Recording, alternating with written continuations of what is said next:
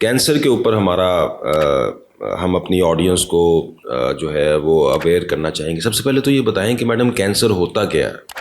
دیکھیں، اللہ تعالیٰ کا ایک نظام ہے. ہماری جسم میں ہر وقت کچھ خلیے بنتے ہیں، ٹوٹتے ہیں. جو کچھ اب نارمل خلیے بنتے ہیں وہ خود بخود کلیئر ہو جاتے ہیں.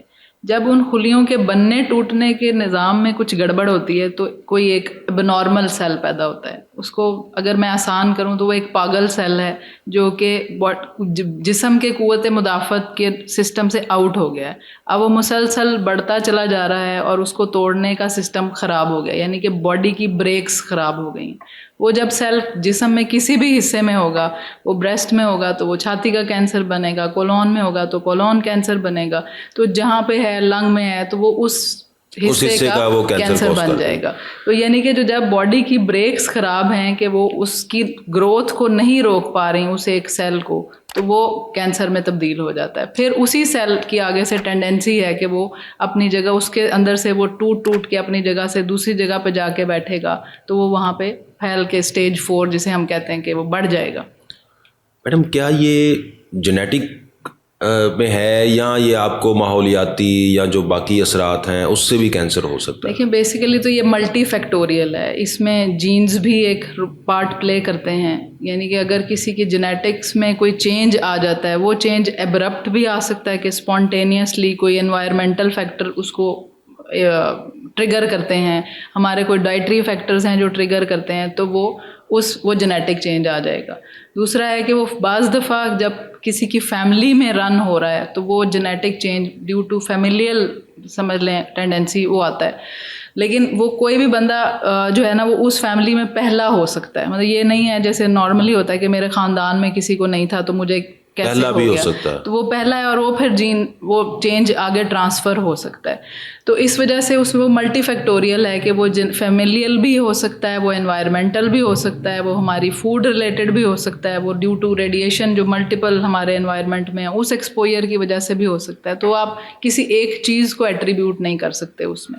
میڈم کیا پاکستان میں ہی کینسر تیزی سے پھیل رہا ہے یا ہو رہا ہے یا پوری دنیا میں یہی سچویشن ہے؟ پوری دنیا میں اوور آل انسیڈنس بڑھ رہا ہے، بٹ پاکستان میں یا آپ کہہ لیں کہ جو تھرڈ ورلڈ کنٹریز ہیں، کیونکہ ابھی ہم اسکریننگ اور ان ساری چیزوں پہ ہیں کہ ہمارا ڈائگنوسس لیٹر سٹیجز پہ ہو رہا ہے، تو ہماری مورٹیلٹی زیادہ ہے ایز کمپیئر ٹو ایڈوانس یا کہہ لیں کہ جو سویلائزڈ ورلڈ.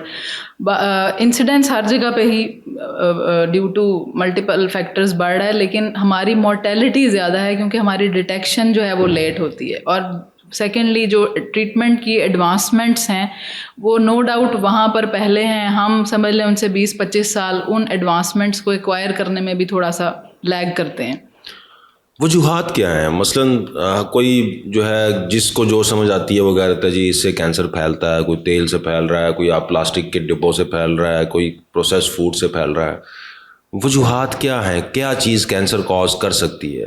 دیکھیے، اب جیسے میں نے پہلے کہا کہ آپ اسے ایک چیز نہیں کہہ سکتے. اس میں ہماری انوائرمنٹ میں جیسے یہ دھواں، مٹی، یہ جو فیکٹریز سے نکلتا ہے، ملٹیپل فیکٹرز ہیں، وہ جب باڈی پہ ایکٹ کرتے ہیں، ہم انہیں کو انہیل کرتے ہیں، وہ انفلیمیشن کاز کرتے ہیں. اور وہ جب آن گوئنگ انفلیمیشن ہے اس کی وجہ سے باڈی میں وہ اسٹریس ریلیٹڈ کہہ لیں کہ جو میکانزمز ایکٹیویٹ ہوتے ہیں تو وہ جینیٹک چینجز کاز کرتے ہیں. اسی طرح فوڈ ہے، فوڈ میں بھی جو ہماری پروسیسڈ فوڈ ہے وہ چونکہ باڈی کو اس کو پروسیس کرنے میں کافی زیادہ محنت کرنی پڑتی ہے تو وہی پھر ایک انفلیمیشن کاز ہوتی ہے جس کی وجہ سے پھر جینیٹک چینجز کاز ہوتی ہیں. اسی طرح انوائرمنٹ میں ڈفرینٹ طرح کی ریڈیشنز ہیں.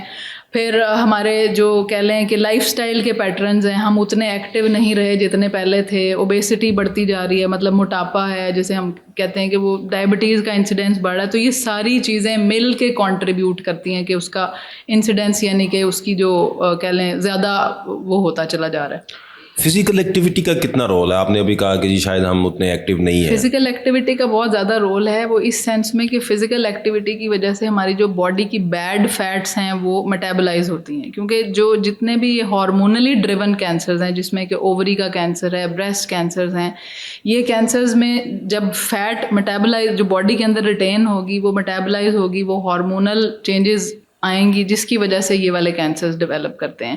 تو ایک جو ہیلدی لائف سٹائل ہے جس میں کہ ویٹ ریڈکشن ہے, آپ کی ایکٹیویٹی ہے, اسٹریس جتنی منیمم ہم رکھ سکیں کیونکہ وہ بعض دفعہ آپ کی نہیں کنٹرول میں رہ کے اسٹریس کیسے آپ کم کر سکتے ہیں, بعض دفعہ آپ کے کنٹرول میں نہیں ہوتی, لیکن جب آپ ہیلدی ایکٹیویٹیز میں انوالو ہوتے ہیں تو کچھ دیر کے لیے تو کم از کم آپ مائنڈ کو ریلیکس کر سکتے ہیں, ریلیکسیشن ٹائم ملتا ہے. کیا کیا مثلاً ایک انسان کو, نارمل انسان کو کیا کیا احتیاطی تدابیر اختیار کرنی چاہیے کہ اس کو کینسر ہونے کے چانسز کم سے کم ہوں؟